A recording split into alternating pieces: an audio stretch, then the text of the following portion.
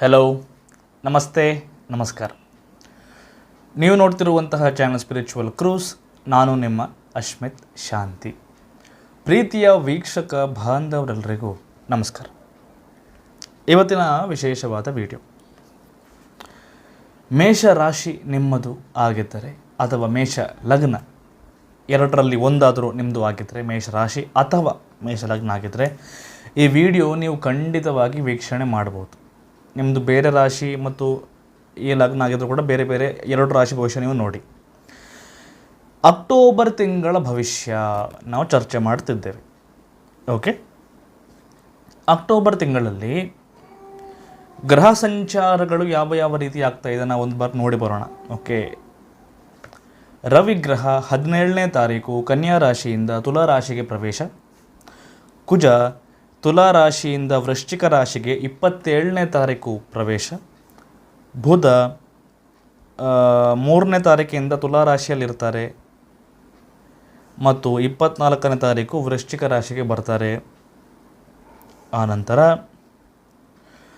ಶುಕ್ರ ಗ್ರಹ ಸಿಂಹ ರಾಶಿಯಲ್ಲಿರ್ತಾರೆ 9ನೇ ತಾರೀಕುವರೆಗೆ, ನಂತರ ಕನ್ಯಾ ರಾಶಿಗೆ ಬರುವಂಥದ್ದು. ಇದಿಷ್ಟು ಗ್ರಹಗಳ ಸಂಚಾರ ವಿಚಾರ. ಹಾಗಾದರೆ ಬನ್ನಿ ವಿಡಿಯೋ ಶುರು ಮಾಡೋಣ. ಮೇಷ ರಾಶಿ, ಮೇಷ ಲಗ್ನ. ಡೀಟೇಲ್ ಆಗಿ ಪ್ರತಿಯೊಂದು ಗ್ರಹದ ಬಗ್ಗೆ ನಾವು ಮಾತಾಡ್ತಾ ಹೋಗಬೇಕು. ಮೊದಲನೇದಾಗಿ ನಾನು ನಿಮಗೆ ಮೊದಲೇ ಹೇಳ್ತೇನೆ, ಗೋಚಾರ ಫಲ ಯಾರೇ ಜಗತ್ತಲ್ಲಿ ಮಾಡಿದರೂ ಕೂಡ ಅದು ಕೇವಲ ಜನರಲ್ ಫಲ, ಜಾತಕ ಫಲ ಅಲ್ಲ. ನಿಮಗೆ ಸಂಪೂರ್ಣ ನಿಮ್ಮ ಜಾತಕ ವಿಚಾರ ಗೊತ್ತಾಗಬೇಕು ಅಂತಂದರೆ ನೀವು ಜಾತಕ ಪರಿಶೀಲನೆಯನ್ನು ವೈಯಕ್ತಿಕವಾಗಿ ಮಾಡಿಸಬೇಕು. ಓಕೆ, ಇದು ಜನರಲ್ ಫಲ. ಸೊ ರವಿಗ್ರಹ ಏನಿರ್ತಾರೆ ಅಂತಂದರೆ, ರವಿಗ್ರಹ ನಿಮ್ಮ ಪಂಚಮಾಧಿಪತಿಯಾಗಿ 6ನೇ ಮನೆಯಲ್ಲಿ ಇರ್ತಾರೆ 17ನೇ ತಾರೀಕುವರೆಗೆ. ಸೊ 17ನೇ ತಾರೀಕುವರೆಗೆ ರವಿ ಯಾವ ರೀತಿ ಫಲವನ್ನು ಕೊಡ್ತಾರೆ ಅಂತಂದರೆ ನೋಡಿ, ಕೆಲವೊಂದು ವಿಚಾರಕ್ಕೆ ಒಳ್ಳೆಯದು, ಕೆಲವೊಂದು ವಿಚಾರಕ್ಕೆ ಒಳ್ಳೆಯದಲ್ಲ.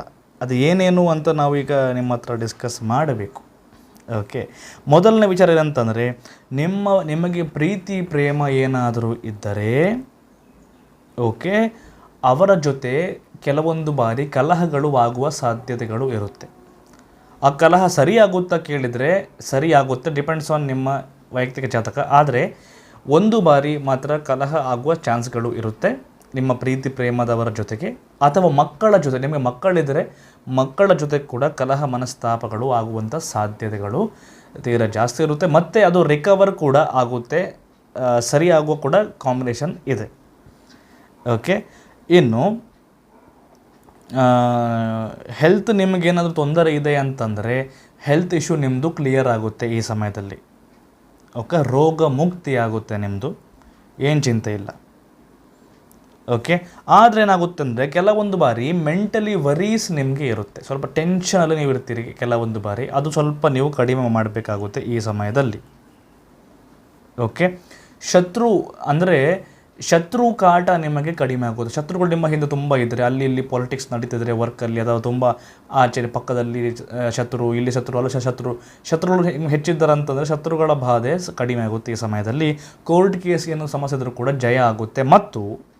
ಮತ್ತು ನಿಮ್ಮ ಏನಾದರೂ ಒಂದು ಸಮಸ್ಯೆಗೆ ಈ ತಿಂಗಳಲ್ಲಿ ಪರಿಹಾರ ಅನ್ನುವಂಥದ್ದು ಸಿಗುವಂಥ ಯೋಗ ಇದೆ. ಯಾವುದಾದ್ರೂ ಮನುಷ್ಯನಿಗೆ ಅನೇಕ ಸಮಸ್ಯೆಗಳಿರುತ್ತಲ್ವ, ಅದರಲ್ಲಿ ನಿಮ್ಗೆ ಏನಾದರೂ ಒಂದು ಸಮಸ್ಯೆಗೆ ನಿಮ್ಮದು ಪರಿಹಾರ ಸಿಗುತ್ತೆ ಈ ತಿಂಗಳಲ್ಲಿ. ಓಕೆ, 17ನೇ ತಾರೀಕುವರೆಗೆ ಇದು ರವಿಯಿಂದ. ಓಕೆ, ಇನ್ನು ಇನ್ವೆಸ್ಟ್ಮೆಂಟ್ ಮಾಡುವವರು ಮಾತ್ರ ಸ್ವಲ್ಪ ನನ್ನ ಪ್ರಕಾರ ಕೇರ್ಫುಲ್ ಇರಬೇಕು ಅಂತ ನಾನು ರೆಕಮೆಂಡ್ ಮಾಡೋದು. ಓಕೆ, ಜಾತಕವನ್ನು ತೋರಿಸ್ಕೊಂಡೆ ಮತ್ತು ಇನ್ವೆಸ್ಟ್ಮೆಂಟ್ ಮಾಡಿ, ಅನಾವಶ್ಯಕ ಇನ್ವೆಸ್ಟ್ಮೆಂಟ್ ಮಾಡೋದಕ್ಕೆ ಹೋಗಬೇಡಿ. ಓಕೆ, ಸ್ವಲ್ಪ ಅಡೆತಡೆಗಳು ಕಾಣುತ್ತೆ ಹೊಸ ಇನ್ವೆಸ್ಟ್ಮೆಂಟ್ ವಿಚಾರವಾಗಿ. ಹಳೆ ಇನ್ವೆಸ್ಟ್ಮೆಂಟ್ ಆದರೆ ಸ್ವಲ್ಪ ಬೆನಿಫಿಟ್ ಬರ್ಬೋದು. ಹೊಸ ಇನ್ವೆಸ್ಟ್ ಮಾಡುವಾಗ ಸ್ವಲ್ಪ ಎಚ್ಚರಿಕೆ ವಹಿಸಿ ಈ ತಿಂಗಳಲ್ಲಿ ಅಂತ ನಾನು ಹೇಳೋದು. ಮತ್ತು ಶತ್ರುಗಳು ದೂರ ಹೋಗ್ತಾರೆ ಹೇಳಿದೆ, ವಿದ್ಯಾಭ್ಯಾಸ ನಿಮ್ದು ಚೆನ್ನಾಗಿರುತ್ತೆ ಅಂತ ಹೇಳಿ, ವಿದ್ಯಾಭ್ಯಾಸ ಮಾಡೋರು ನನಗೆ ಪಾಯಿಂಟ್ ಬರ್ತಾ ಇದ್ದೆ. 5th lord is also education ಅಲ್ಲ. 17ನೇ ತಾರೀಕುವರೆಗೆ ವಿದ್ಯಾಭ್ಯಾಸ ಮಾಡೋರು ಕೂಡ ತುಂಬ ಗಮನ ವಹಿಸಬೇಕು, ಎಚ್ಚರಿಕೆ ವಹಿಸಬೇಕು. ಓಕೆ, ಯಾಕೆಂದರೆ ಹಾರ್ಡ್ ವರ್ಕ್ ಬೇಕು ಅಂತ ಹೇಳುತ್ತೆ 5ನೇ ಅಧಿಪತಿ 6ಕ್ಕೆ ಹೋದಾಗ. ತುಂಬ ಪರಿಶ್ರಮ ಪಟ್ಟಿಲ್ಲ ಅಂತಂದರೆ ನಿಮಗೆ ಸಮಸ್ಯೆ ಆಗುತ್ತೆ ವಿದ್ಯಾರ್ಥಿಗಳಿಗೆ. ಓಕೆ, ಆದರೆ ಯಾರು ಗೌರ್ಮೆಂಟಿಗೆ ಪ್ರಯತ್ನ ಮಾಡ್ತಿದ್ದಾರೆ, ಗೌರ್ಮೆಂಟ್ ಜಾಬ್, ಗೌರ್ಮೆಂಟ್ ವರ್ಕ್, ಯಾರು ಗೌರ್ಮೆಂಟ್ ಸಂಬಂಧಪಟ್ಟ ವರ್ಕ್ ಮಾಡ್ತಿದ್ದಾರೆ, ಯಾರು ಹಾಸ್ಪಿಟಲಲ್ಲಿ ವರ್ಕ್ ಮಾಡ್ತಿದ್ದಾರೆ, ಯಾರು ಸ್ಪೋರ್ಟ್ಸಲ್ಲಿ ವರ್ಕ್ ಮಾಡ್ತಾರೆ, ಇಂಡಸ್ಟ್ರಿಯಲ್ಲಿ ಯಾರು ಸಾಲ ಕೊಡುವ ಸಾಲ ತಗೊಳ್ಳುವ ಕೆಲಸ ಮಾಡ್ತಿದ್ದಾರೆ, ನಿಮಗೆಲ್ಲ ಸ್ವಲ್ಪ ಅನುಕೂಲಗಳು ಇದೆ, ಹೆಚ್ಚು ಬೆನಿಫಿಟ್ ನಿಮಗೆ ಇದೆ. ಆಯಿತಾ?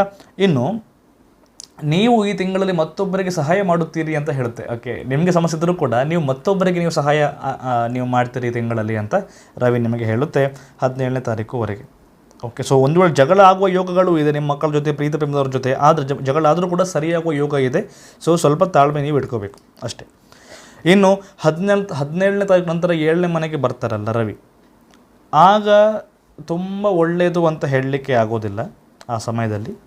ಓಕೆ, ತುಂಬ ಒಳ್ಳೆಯದು ಅಂತ ಹೇಳಲಿಕ್ಕೆ ಆಗೋದಿಲ್ಲ. ಬಟ್ ಮ್ಯಾರೇಜ್ ಆಗದವರಿಗೆ ಮ್ಯಾರೇಜ್ ಆಗುವ ಯೋಗ ಇದೆ. ಎಸ್ಪೆಷಲಿ ಲವ್ ಮ್ಯಾರೇಜ್ ಬೇಕಾದರೂ ಕೂಡ ಆಗಬಹುದು, ಚಿಂತೆ ಇಲ್ಲ.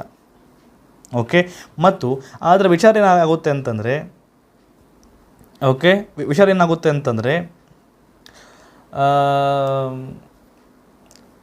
ನಿಮಗೆ ಆಲ್ರೆಡಿ ಮದುವೆ ಆಗಿದೆ ಅಂತಂದರೆ ಸ್ವಲ್ಪ ಅದರಲ್ಲಿ ಕಲಹ ಮನಸ್ತಾಪಗಳು ಬರೋ ಚಾನ್ಸ್ಗಳು ಇರುತ್ತೆ. ಆಲ್ರೆಡಿ ಮದುವೆ ನಿಮಗೆ ಆಗಿದೆ ಅಂತಂದರೆ ಸೊ ಮದುವೆ ಆದವರು ಸ್ವಲ್ಪ ಎಚ್ಚರಿಕೆ ವಹಿಸಬೇಕು. ಓಕೆ, ಇನ್ನು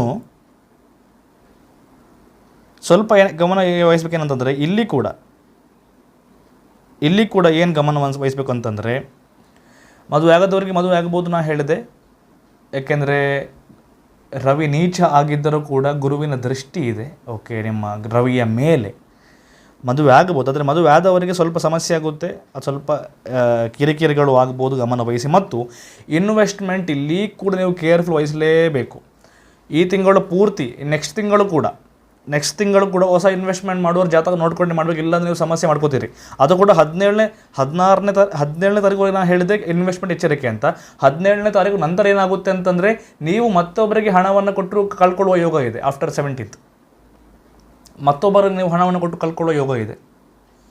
ಯಾರಾದರೂ ಹೇಳ್ತಾರೆ ನನಗೆ ಸಾಲ ಕೊಡಿ ಅಂತ, ಯಾರಾದರೂ ನಿಮಗೆ ಒಮ್ಮೆ ನನಗೆ ಹಣ ಕೊಟ್ಟು ಟರ್ನ್ ಓವರ್ ಮಾಡಲಿಕ್ಕೆ ಮತ್ತೆ ವಾಪಸ್ ಕೊಡ್ತೇವೆ ಅಂತ ಹೇಳ್ತಾರೆ. ಇದರಿಂದ ನೀವು ಸಮಸ್ಯೆಗೆ ಬೀಳಬಹುದು. ಮತ್ತೊಬ್ಬರಿಗೆ ಕೊಟ್ಟು ಅಥವಾ ಇನ್ವೆಸ್ಟ್ ಮಾಡಿಬಿಟ್ಟು ಲಾಸ್ ಮಾಡ್ಕೊಳ್ಳುವಂಥದ್ದು ಗಮನ ವಹಿಸಿ. ಈ ತಿಂಗಳು ಪೂರ್ತಿ, ನೆಕ್ಸ್ಟ್ ತಿಂಗಳು ಪೂರ್ತಿ ಇನ್ವೆಸ್ಟ್ ಮಾಡುವವರು ಎಚ್ಚರಿಕೆ ವಹಿಸಲೇಬೇಕು. ಜಾತಕ ನೋಡಿಕೊಂಡ ಮೇಲೆ ಮಾಡ್ಬೋದು ಅಷ್ಟೇ. ಓಕೆ, ನೆಕ್ಸ್ಟ್ ಕುಜನ ಬಗ್ಗೆ ನಾವು ಮಾತಾಡೋಣ ಫಸ್ಟಾಗಿ. ಆಲ್ರೆಡಿ ಆಯಿತು 7 ನಿಮಿಷ.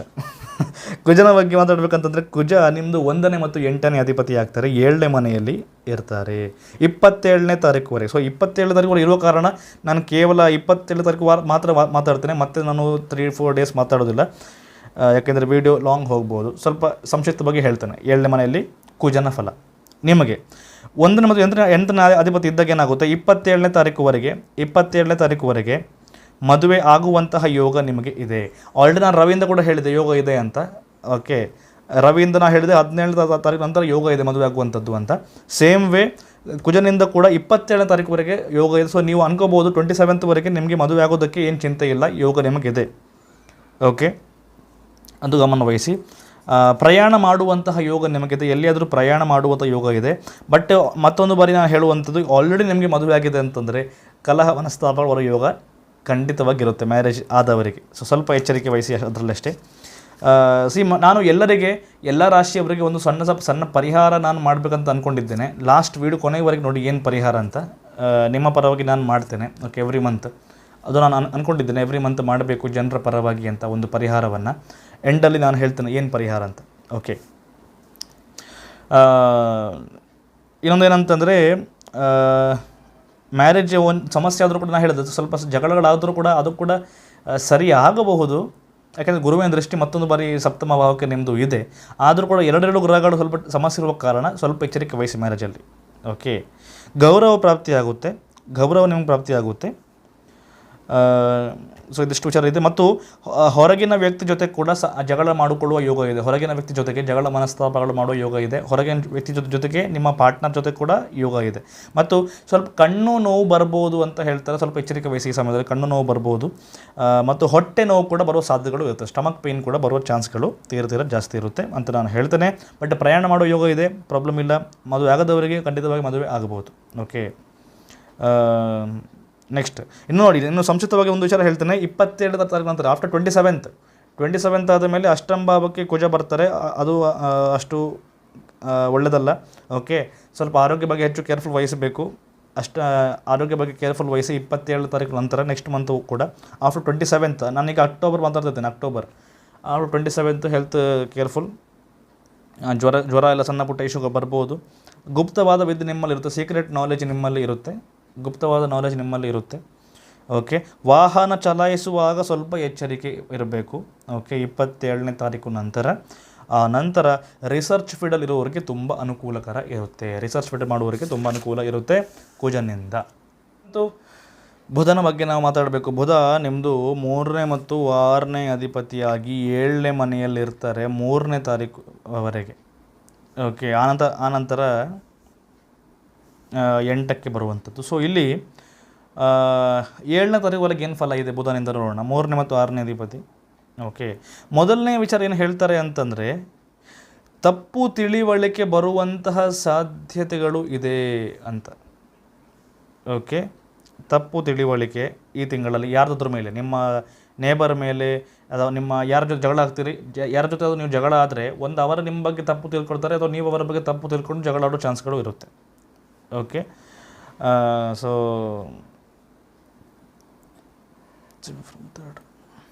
ಓಕೆ, ಈಗ ನಾನು ಹೇಳೋ ಫಲ ಏನಿದೆ ಅದು 7ನೇ ತಾರೀಕುವರೆಗೆ ಇರುತ್ತೆ. 7ನೇ ತಾರೀಕುವರೆಗೆ. ಓಕೆ, 7ನೇ ತಾರೀಕುವರೆಗೆ ಹೇಗೂ ತಪ್ಪು ತಿಳಿವಳಿಕೆ ಇರುತ್ತೆ.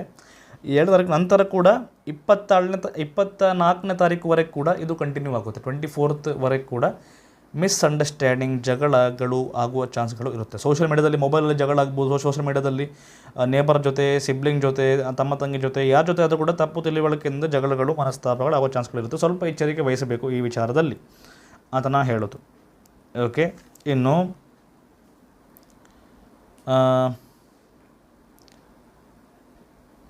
ಮತ್ತೆ ಏನಾಗುತ್ತೆ ಅಂತಂದರೆ,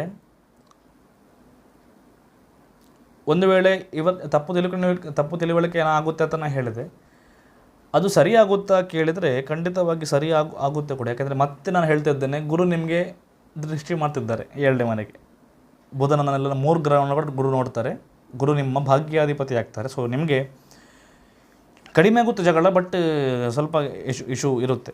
okay, progress in work but hard. ನಿಮ್ಮ ಕೆಲಸದಲ್ಲಿ ತುಂಬ ಪ್ರೋಗ್ರೆಸ್ ಆಗ್ಬೋದು, ನಿಮಗೆ ಅನುಕೂಲ ಆಗ್ಬೋದು ಕೆಲಸದಲ್ಲಿ, ಬಟ್ ತುಂಬ ನೀವು ಅತಿಯಾದ ಪರಿಶ್ರಮ ಮಾಡುವಂತಹ ಅವಶ್ಯಕತೆ ಇರುತ್ತೆ ಈ ತಿಂಗಳಲ್ಲಿ. ತುಂಬ ಹಾರ್ಡ್ ವರ್ಕ್ ಮಾಡಬೇಕಾಗುತ್ತೆ ನೀವು ಅಂತ ಈ ಸಮಯ ಹೇಳುತ್ತೆ. ಮತ್ತು ನಾನು ಹೇಳಿದಲ್ಲ ಆಗ ಕುಜನ ಫಲ ಹೇಳಿದ ರೀತಿಯೇ ಈಗಲೂ ಕೂಡ ಆ ಫಲ ಇದೆ. ಏನು ಅಂತಂದರೆ, ಪಬ್ಲಿಕಲ್ಲಿ ಫೈಟ್ ಮಾಡ್ಬೋದು. ಓಕೆ, ಹೊರಗಿನ ವ್ಯಕ್ತಿ ಜೊತೆಗೆ ಜಗಳ ಆಗ್ಬೋದು, ಅದು ಕೂಡ ಗಮನವಹಿಸಿ. ಕೆಲಸದಲ್ಲಿ ಸಕ್ಸಸ್ ಆಗುತ್ತೆ ನಿಮಗೆ, ಆದರೆ ನಾನು ಹೇಳಿದಾಗೆ ತುಂಬ ಕಠಿಣವಾದ ಪರಿಶ್ರಮದಿಂದ ನಿಮಗೆ ಸಕ್ಸಸ್ ಬರುವಂಥದ್ದು. ಓಕೆ, ಕೆಲಸದಲ್ಲಿ ಬದಲಾವಣೆ ಮಾಡಲಿಕ್ಕಿದ್ರೆ ಖಂಡಿತ ಬದಲಾವಣೆ ಮಾಡಿ, ಪ್ರಾಬ್ಲಮ್ ಇಲ್ಲ. ಬಟ್ ಜಾತಕ ನೋಡಿಕೊಂಡು ಮಾಡಿ, ಅದರ ಗೋಚಾರ ಪ್ರಕಾರ ಬದಲಾವಣೆ ಕೆರಿಯರಲ್ಲಿ ಮಾಡ್ಬೋದು, ಪ್ರಾಬ್ಲಮ್ ಇಲ್ಲ. ಇನ್ನು 24ನೇ ತಾರೀಕು ಆದ ಮೇಲೆ 8ನೇ ಮನೆಗೆ ಬುಧ ಬರ್ತಾರೆ. 8ನೇ ಮನೆ ಬಂದಾಗ ಏನಾಗುತ್ತೆ ಅಂತಂದರೆ, ಪುತ್ರ ಲಾಭ, ಮಗು ಆಗದಿರುವವರಿಗೆ ಮಗುವಾಗುವ ಚಾನ್ಸ್ಗಳು ಇರುತ್ತೆ. ಓಕೆ, ಸುಖ ಇರುತ್ತೆ, ಧನ ಪ್ರಾಪ್ತಿ ಕೂಡ ಇರುತ್ತೆ. ಆದರೆ ಓಕೆ, 24ನೇ ತಾರೀಕು ನಂತರ ಬುಧ ಏನು ಮಾಡ್ತಾರೆ, ಫೈನಾನ್ಷಿಯಲ್ ಬೆನಿಫಿಟ್ ಕೊಡ್ತಾರೆ. ಆಗದರೆ ಮಕ್ಕಳಾಗೋ ಯೋಗ ಇರುತ್ತೆ. ಆದರೆ ಮಕ್ಕಳಾಗೋ ಯೋಗ ಇರುತ್ತೆ. ಆದರೆ ಸಮಸ್ಯೆ ಏನು ಅಂತಂದರೆ, ಇದು ಜಗಳಗಳು ಸ್ಟಿಲ್ ಸ್ವಲ್ಪ ಕೇರ್ಫುಲ್ ವಹಿಸಲೇಬೇಕು. ನಿಮ್ಮ ತಮ್ಮ ತಂಗಿ ಜೊತೆಗೆ, ಸೋಷಿಯಲ್ ಮೀಡಿಯಾದಲ್ಲಿ, ನೇಬರ್ ಜೊತೆ ಎಲ್ಲ ಸ್ವಲ್ಪ ಜಗಳಗಳು ಈ ತಿಂಗಳು ಪೂರ್ತಿ ಗಮನ ವಹಿಸಬೇಕು ಅಂತ ನಾನು ಹೇಳ್ತಿದ್ದೆ ನಿಮಗೆ. ಓಕೆ, ಇನ್ನು ಶುಕ್ರ, ಇನ್ನು ನೋಡಿ, ಬುಧ ಕೂಡ ಹೇಳ್ತಿದ್ದಾರೆ ಸ್ವಲ್ಪ ಹೊಟ್ಟೆ ನೋವು ಬರ್ಬೋದು ಅಂತ. ಕುಜ ಕೂಡ ಹೇಳ್ತಿದ್ದಾರೆ. ಕುಜ ಕೂಡ ನಾನು ಆಗ ಹೇಳಿದೆಲ್ಲ ನಿಮಗೆ, ಆಲ್ಮೋಸ್ಟ್ ಹೌದು, ಈ ತಿಂಗಳು ಪೂರ್ತಿ ಕುಜ ಕೂಡ ಹೇಳ್ತಾರೆ, ಬುಧ ಕೂಡ ಹೇಳ್ತಾರೆ ಹೊಟ್ಟೆ ನೋವು ಬರೋ ಚಾನ್ಸ್ಗಳಿರುತ್ತೆ ಅಂತ. ಸೊ ಸ್ವಲ್ಪ ಕೇರ್ಫುಲ್ ವಹಿಸಬೇಕು, ಏನೇನೋ ತಿನ್ನೋದಕ್ಕೆ ಹೋಗಬೇಡಿ. ಓಕೆ, ಇನ್ನು ಶುಕ್ರ ಗ್ರಹ ಈ 2ನೇ ಮತ್ತು 8ನೇ ಅಧಿಪತಿಯಾಗಿ 5ನೇ ಮನೆಯಲ್ಲಿ ಇರ್ತಾರೆ 9ನೇ ತಾರೀಕುವರೆಗೆ. ಓಕೆ, ಆ ನಂತರ 6ನೇ ಮನೆಗೆ ಬರ್ತಾರೆ. ಇಲ್ಲಿ 5ನೇ ಮನೆ ಶುಕ್ರ ಒಳ್ಳೆಯದ ಅಂತ ಕೇಳಿದರೆ ಖಂಡಿತವಾಗಿ ಒಳ್ಳೆಯದು. ಆದರೆ ನಾನು ಆಗ ನಿಮಗೆ ಹೇಳಿದೆ ಹೊಸ ಇನ್ವೆಸ್ಟ್ಮೆಂಟ್ ಮಾಡಬೇಡಿ ಅಂತ. ಆದರೆ ನೀವು ಆಲ್ರೆಡಿ ಇನ್ವೆಸ್ಟ್ ಮಾಡಿದ್ದೀರಿ ಅಂತಂದರೆ ನಿಮಗೆ ಅಕ್ಟೋಬರ್ 9ನೇ ತಾರೀಕು ಒಳಗೆ ಇದರ ಬೆನಿಫಿಟ್ಗಳು ಬರುತ್ತೆ, ಚಿಂತೆ ಇಲ್ಲ, ಲಾಭಗಳು ಬರುತ್ತೆ. ಯಾಕಂದರೆ 9ನೇ ತಾರೀಕುವರೆಗೆ 5 ದಿನ ಶುಕ್ರ ಇರ್ತಾರೆ. ಸೊ ಆಲ್ರೆಡಿ ಇನ್ವೆಸ್ಟ್ ಮಾಡಿದ್ದರೆ ನಿಮಗೆ ಲಾಭಗಳು ಅಲ್ಲಿವರೆಗೆ ಬರುತ್ತೆ. ಬುದ್ಧಿವಂತರು ನೀವು ಬುದ್ಧಿವಂತರಾಗಿರ್ತೀರಿ. ಧನ ಸಂಪಾದನೆ ನಿಮಗೆ 9ನೇ ತಾರೀಕುವರೆಗೆ ಚೆನ್ನಾಗಿರುತ್ತೆ, ಸುಖ ಪ್ರಾಪ್ತಿ ಆಗುತ್ತೆ. 9 ಆದ ಮೇಲೆ ಶುಕ್ರ ಕೂಡ ಸ್ವಲ್ಪ ಹೇಳ್ತಾರೆ ಕೇರ್ಫುಲ್ ವಹಿಸಿ ಅಂತ. ಏನು, ಹಣ ಸ್ವಲ್ಪ ಹೆಚ್ಚು ಖರ್ಚಾಗೋದು, ಆಬ್ಸ್ಟಕಲ್ ಬರೋದು, ಫ್ಯಾಮಿಲಿಗೋಸ್ಕರ ಖರ್ಚಾಗೋದು, ಆರೋಗ್ಯಕ್ಕೋಸ್ಕರ ಖರ್ಚಾಗೋದು. ಸಾಲಗಳು ತೊಗೊಳ್ಲಿಕ್ಕೆ ಹೋಗಬೇಡಿ ಅನಾವಶ್ಯಕವಾಗಿ. ಸಾಲಗಳು ಕೊಡೋದಕ್ಕೂ ಹೋಗ್ಬಿಡಿ, ತೊಗೊಳೋದಕ್ಕೂ ಹೋಗ್ಬಿಡಿ. ಆಗ ಕೂಡ ನಾನು ಹೇಳಿದೆ, ನಾನು ಹೇಳಿದೆ ರವಿಯಿಂದ ನಾನು ಹೇಳಿದೆ, ರವಿ 7ನೇ ಮನೆಗೆ ಬಂದ ಮೇಲೆ 17 ತಾರೀಕು ನಂತರ 17th ನಂತರ ನಾನು ಹೇಳಿದೆ, ರವಿ 7ಕ್ಕೆ ಬಂದಾಗ ಸಾಲ ಕೊಟ್ಟು ನೀವು ಕಳ್ಕೊಳ್ಳೋ ಯೋಗ ಇದೆ ಅಂತ. ಸೇಮ್ ವೇ ಬುಧ ಕೂಡ ಹೇಳ್ತಾರೆ ಈ ತಿಂಗಳಲ್ಲಿ ನೀವು ಸಾಲ ತೊಗೊಳ್ಳಬೇಡಿ, ಸಾಲ ಕೊಡಲೂಬೇಡಿ ಅಂತ. ಓಕೆ, ಈ ತಿಂಗಳು ಸ್ವಲ್ಪ ಕೇರ್ಫುಲ್ ವಹಿಸಿ ಅಷ್ಟೇ, ಸಾಲ ಕೊಡೋ ವಿಚಾರವಾಗಿ. ಬಟ್ ಧನ ಪ್ರಾಪ್ತಿ ಆಗುತ್ತಾ ಅಂತ ಕೇಳಿದ್ರೆ ಖಂಡಿತವಾಗಿ ಆಗುತ್ತೆ. ಯಾಕಂದರೆ ಬುಧ ಎಲ್ಲ ನಿಮಗೆ ಪಾಸಿಟಿವ್ ಇದ್ದಾರೆ. ಬುಧ ನಿಮಗೆ 24 ಆದಮೇಲೆ ಫೈನಾನ್ಷಿಯಲ್ ಕೊಡ್ತಾರೆ.